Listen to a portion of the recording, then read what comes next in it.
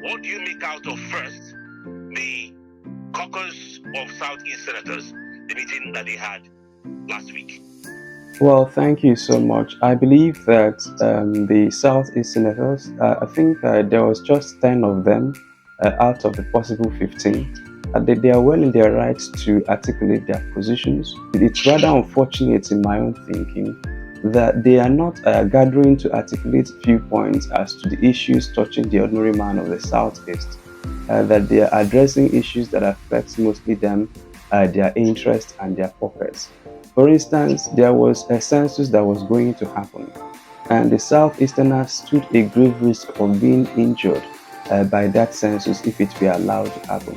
I would have thought that those senators and senators elect would have caucused or would have met to put in modalities of how to checkmate the excesses rather that were going to be that census. I did not see them. There are a lot of issues happening in the Southeast today, and then you won't see them meet.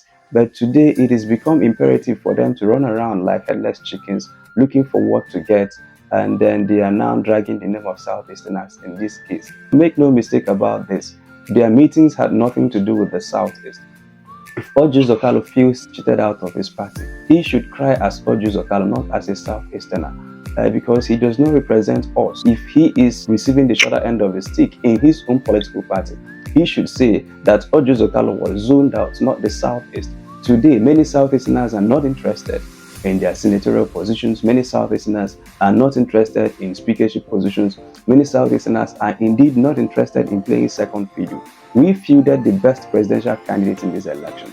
And a lot of us feel that the election and the processes were not quite seamless. As you would know, those cases are still hanging in court.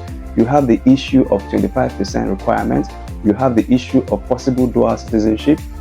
You have the issue of possible perjury. You have the issue of alleged drug offenses. You have the issue of possibly compromising INEC systems and processes. So there are a lot of things. The dust of February 25th has by no means settled. So anybody who is focusing about the Southeast should hold his breath until the Supreme Court decides. Because for now, what many Southeasterners and indeed many Nigerians are angry for is to get justice at the Presidential Election Petition Tribunal and not the irrelevant noise of whether they are 9 or 10 senators or whether they are Orji or anybody. They don't represent us. And how do we know that they don't represent us?